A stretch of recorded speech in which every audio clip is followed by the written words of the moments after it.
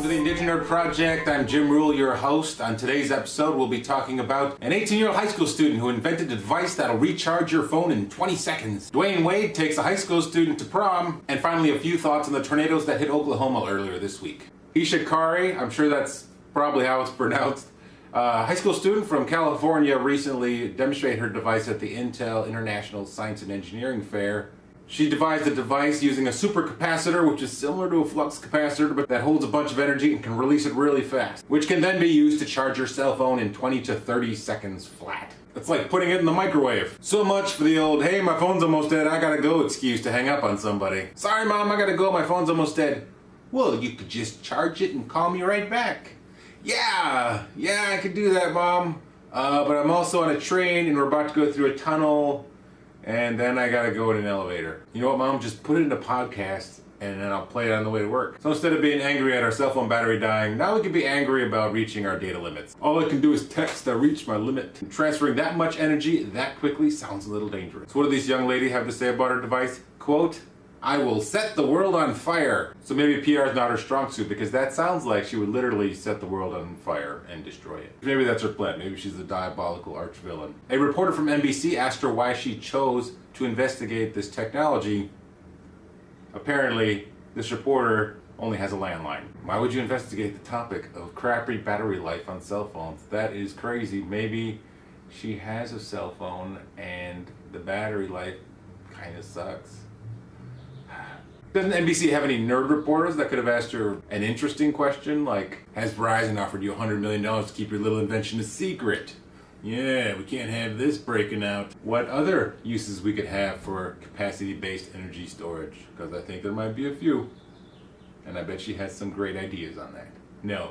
Why would you investigate this? Moron. Does this mean we will no longer see travelers at airports huddled around an outlet like a bunch of refugees? We can only hope. Dwyane Wade got to go to prom this past weekend with high school senior Nicole Muxo from Coral Gables, Florida, after she had placed a request on YouTube asking him to go with her to prom. See, guy who saved those ladies that were being held captive?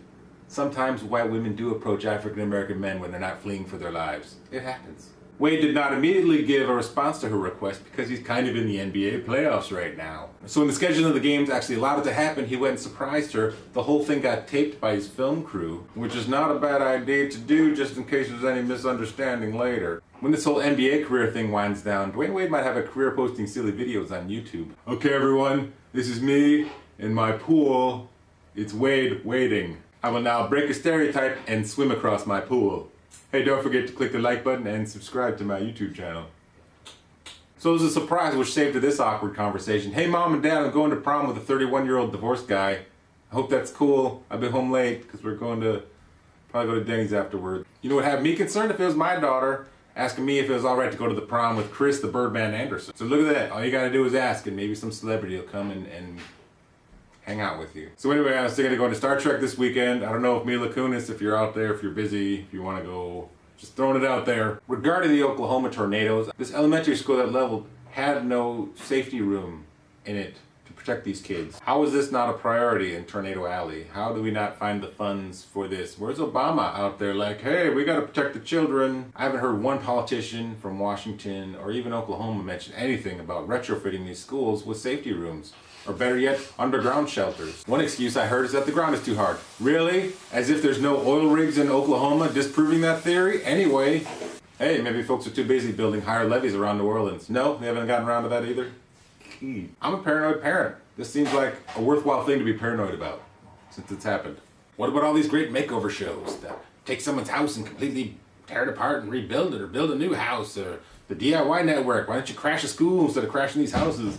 My bathroom sucks and it's dated and lame. Really? My school doesn't have a shelter for when a tornado whips through it. That might be a good one to rebuild there. Maybe you put in a chalkboard that's also a giant flat screen TV. Whoa! I read there are some 100 schools in Oklahoma that do not have tornado-safe rooms. This is actually something I would contribute to in Kickstarter. And of course, my thoughts and prayers go out to the good people of Oklahoma. I feel blessed to live here in California where we don't have tornadoes. Instead, we have earthquakes. I hope our school is retrofitted for earthquakes. All right, I need to check on that. You guys have a good one. Good morning, everyone.